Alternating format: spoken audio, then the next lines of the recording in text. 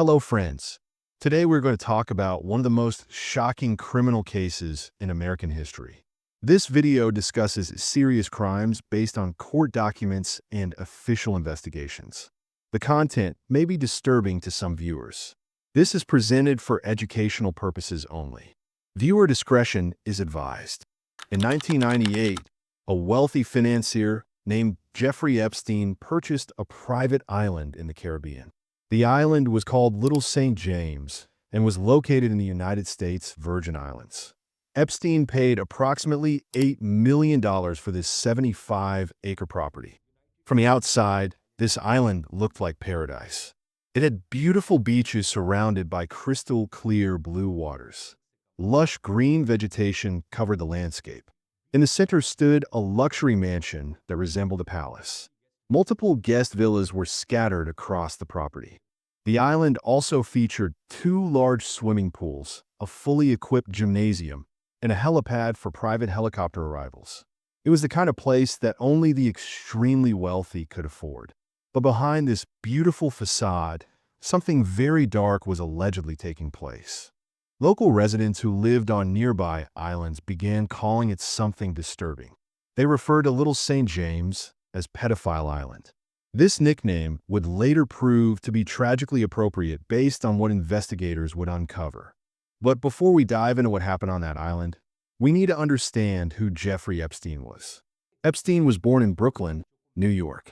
He started his career as a mathematics teacher at a prestigious school called Dalton School in the 1970s. Despite not having a college degree, Epstein was hired to teach calculus and physics to high school students. It was an unusual hiring decision that raised eyebrows even then. But Epstein was charismatic and confident. He knew how to make connections with powerful people. After leaving teaching, Epstein moved into the world of finance. He worked briefly at Bear Stearns, an investment bank. Then he started his own financial management firm. Epstein claimed to work only with billionaires and manage their wealth. By the 1990s, Epstein had become extremely wealthy himself. He owned a massive mansion in Manhattan on the Upper East Side. He had a sprawling estate in Palm Beach, Florida. He owned a ranch in New Mexico and properties in Paris, France. Epstein also owned a private jet, which would later become infamous in this case.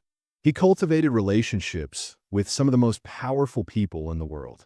His social circle included former presidents, foreign leaders, renowned scientists, and famous celebrities. He hosted lavish parties and social gatherings. He donated money to scientific research and educational institutions. From the outside, Epstein appeared to be a successful financier and philanthropist. But investigators would later discover a much darker reality. The first crack in Epstein's carefully constructed facade appeared in March of 2005. A 14-year-old girl and her parents walked into the Palm Beach Police Department in Florida. They filed a complaint that would change everything. The girl reported that a classmate from Royal Palm Beach High School had recruited her. The classmate told her she could make $200 to $300 by giving a massage to a wealthy man. The girl, who came from a modest background, saw this as an opportunity to earn money. But when she arrived at Epstein's Palm Beach mansion, something very different happened. According to the police report, Epstein appeared wearing only a towel.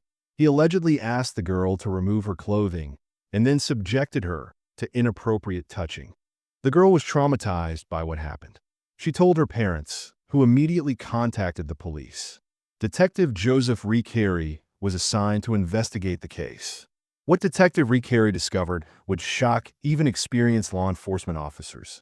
When investigators interviewed the 14-year-old victim, she mentioned other girls who had similar experiences. Detective Recarey contacted those girls. Each of them confirmed they had been to Epstein's mansion, and each of them provided names of additional victims. This pattern continued.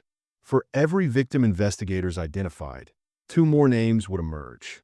It was like pulling a thread that unraveled an entire criminal enterprise. The police were stunned by the scale of what they were uncovering. By May of 2006, the Palm Beach Police Department had identified at least 35 victims. All of them were minors, ranging in age from 14 to 17 years old. Dozens more were still being tracked down and interviewed. The investigation revealed an organized system. Victims were recruited from schools, shopping malls, and through other victims. They were offered money, typically $200 to $300, supposedly for giving massages. But once they arrived at Epstein's properties, they were allegedly subjected to abuse. The system operated like a pyramid scheme. Girls who brought other girls received additional payments. This created a self-perpetuating cycle of recruitment. Many of the victims came from disadvantaged backgrounds. Some were runaways or had troubled home lives. These vulnerable young women were specifically targeted. They were told this was an opportunity to make easy money. Some were promised modeling opportunities or other career benefits. Once they were involved, they felt trapped and unable to come forward. The Palm Beach police chief called the investigation one of the most disturbing cases he had encountered in his career. The evidence was overwhelming. Dozens of victims with consistent stories. Financial records showing payments.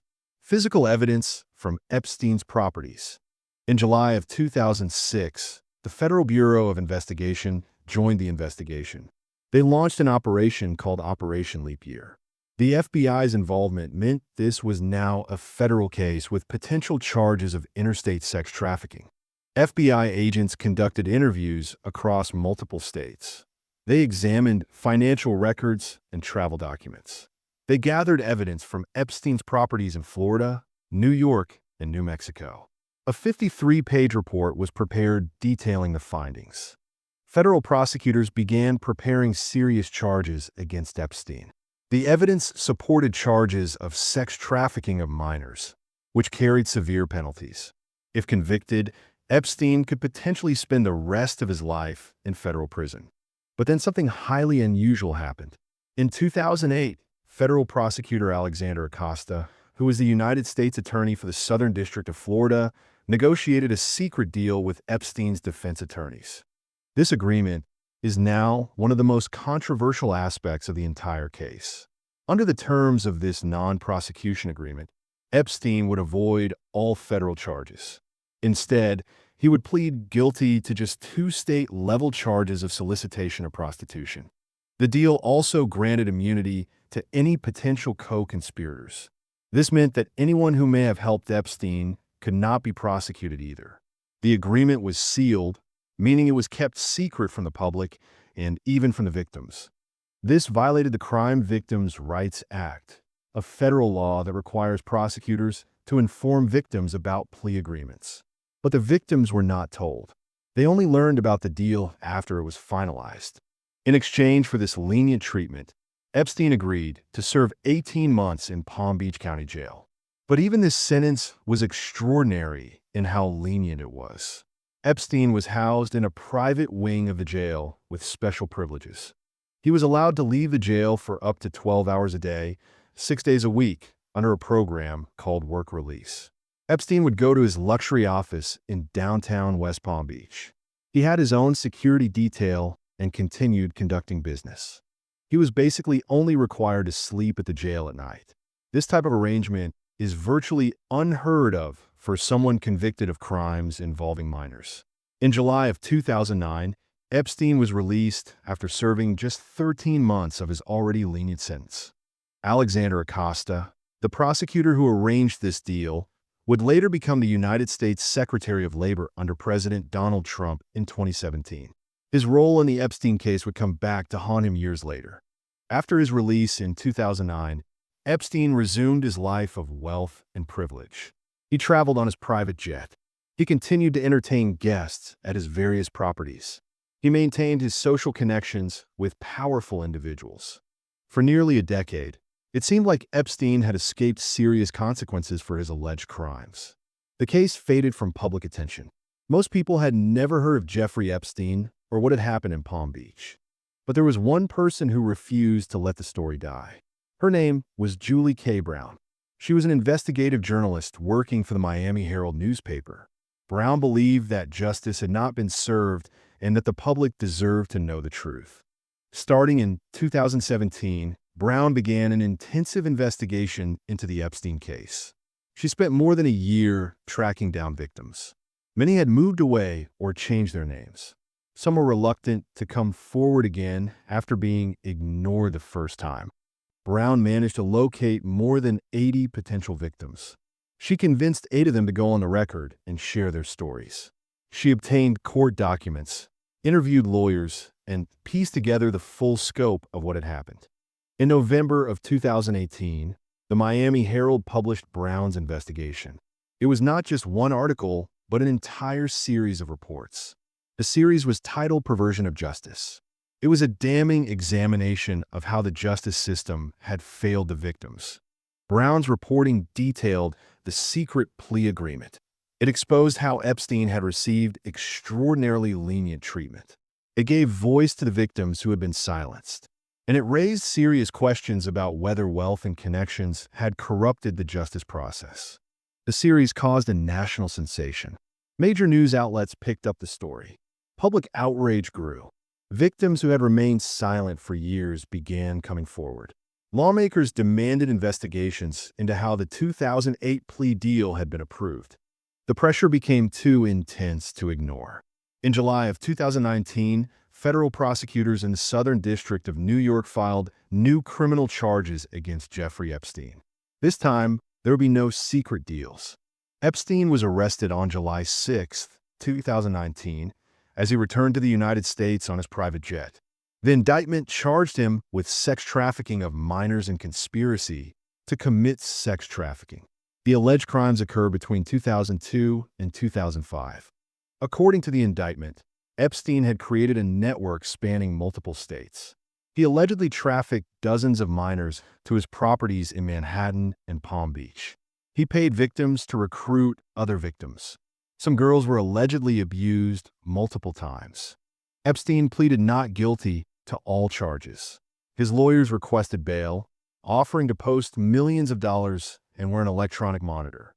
But the judge denied bail, ruling that Epstein was a danger to the community and a flight risk. Epstein was held at the Metropolitan Correctional Center in Manhattan. This was a federal detention facility that housed inmates awaiting trial. If convicted on the new charges, Epstein faced up to 45 years in federal prison. Then came the most shocking turn in the entire case. On August 10, 2019, guards at the Metropolitan Correctional Center found Jeffrey Epstein unresponsive in his cell. He was transported to a nearby hospital where he was pronounced dead. The New York City Medical Examiner conducted an autopsy. The official ruling was suicide by hanging. According to the medical examiner, Epstein had hanged himself using a bedsheet attached to the top bunk of his cell. But the circumstances surrounding Epstein's death raised immediate questions. Epstein had been placed on suicide watch after an apparent suicide attempt 2 weeks earlier. However, he had been removed from suicide watch just days before his death. On the night he died, the 2 guards assigned to check on Epstein every 30 minutes allegedly fell asleep. They later falsified logs to make it appear they had conducted the required checks. Video surveillance footage from outside Epstein's cell showed no one had entered. The FBI and the Department of Justice Office of the Inspector General launched investigations into the circumstances of Epstein's death. Multiple inquiries concluded that it was indeed suicide. However, conspiracy theories quickly spread suggesting that Epstein had been murdered. Some theorized that powerful people wanted to silence Epstein before he could testify or reveal information. These theories were promoted on social media and even by some public figures. However, no credible evidence of foul play has been presented. The 2 guards who were on duty that night were charged with falsifying records. They admitted to sleeping and browsing the internet instead of conducting their rounds. They accepted a plea agreement that included probation and community service. Epstein's death meant he would never face trial. Victims who had waited years for justice were denied the opportunity to see him held accountable in court. The criminal case against him was officially closed. However, the investigation did not end entirely. Federal prosecutors made it clear that they would continue investigating potential co-conspirators. One person in particular was in their sights, Ghislaine Maxwell. Maxwell was a British socialite and Epstein's longtime associate. Multiple victims had identified her as someone who recruited them and facilitated their abuse. Maxwell had largely disappeared from public view after Epstein's arrest. In July of 2020, the FBI arrested Ghislaine Maxwell at a property in New Hampshire. She was charged with multiple counts related to recruiting and grooming minors for abuse between 1994 and 2004. Maxwell's trial took place in late 2021 in federal court in New York. Multiple victims testified about Maxwell's role. They described how she had gained their trust, recruited them, and normalized the abuse they experienced. In June of 2022, Maxwell was sentenced to 20 years in federal prison. The judge called her crimes heinous and predatory. Maxwell showed no remorse and continued to deny responsibility. Epstein's estate, valued at over $500 million, established a victims' compensation fund. This fund was created to provide financial compensation to victims without requiring them to file lawsuits. Over 135 claimants received payments, totaling more than $125 million.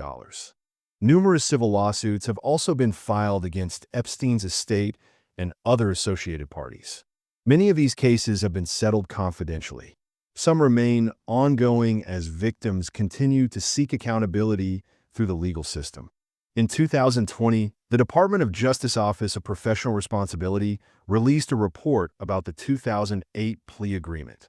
The report concluded that prosecutors had exercised poor judgment but did not find misconduct severe enough to warrant disbarment. Alexander Acosta, who had become Secretary of Labor, resigned from his position in July 2019 as scrutiny of his role intensified. He defended his actions, claiming he had obtained the best possible outcome given the circumstances at the time. Over the years, various documents related to the Epstein case have been unsealed through court proceedings and Freedom of Information Act requests. In December 2024 and January 2025, thousands of pages of FBI documents were released. These documents included flight logs from Epstein's private aircraft, witness statements, investigative reports, and communications. Many documents were heavily redacted to protect victim identities and ongoing investigations. Contrary to some speculation, the documents did not contain a client list or black book with names of everyone who visited Epstein's properties. Such a comprehensive document does not exist in the official investigation files. The Epstein case exposed critical failures in the American justice system. The 2008 plea agreement showed how wealth and powerful legal representation can sometimes result in extraordinarily lenient treatment. The failure to notify victims about the plea deal violated federal law and denied them their basic rights. The decade-long delay before new charges were filed allowed Epstein to live freely and potentially commit additional crimes. The circumstances of Epstein's death while in federal custody revealed serious failures in prison management and oversight. The Metropolitan Correctional Center had a history of problems that had gone unaddressed. This case has prompted discussions about reforming how non-prosecution agreements are negotiated and approved. There have been calls for greater transparency and mandatory victim notification. Some lawmakers have proposed legislation to prevent similar situations in the future. The case also highlighted the crucial role of investigative journalism. Julie K. Brown's reporting reignited public attention and led directly to new criminal charges. Her work demonstrated that journalists can serve as a check on institutional failures. Some victims have spoken publicly about their experiences. They have become advocates for other survivors of abuse. They have worked to raise awareness and push for systemic changes to better protect vulnerable young people. The broader societal impact of the Epstein case continues to unfold. It has sparked conversations about how we identify and protect potential victims. It has raised awareness about how trafficking can occur among the wealthy and powerful, not just in stereotypical scenarios. The case serves as a reminder that abuse can happen in any community at any socioeconomic level. It underscores the importance of believing victims when they come forward, and it highlights the need for accountability regardless of a perpetrator's wealth or connections. This has been the documented story of the Jeffrey Epstein case, based on court records, official investigations, and verified reporting. If you or someone you know has experienced abuse, please reach out to local authorities or organizations that support survivors. Thank you for watching this educational documentary. Please like, share, and subscribe for more content examining important legal cases and social issues.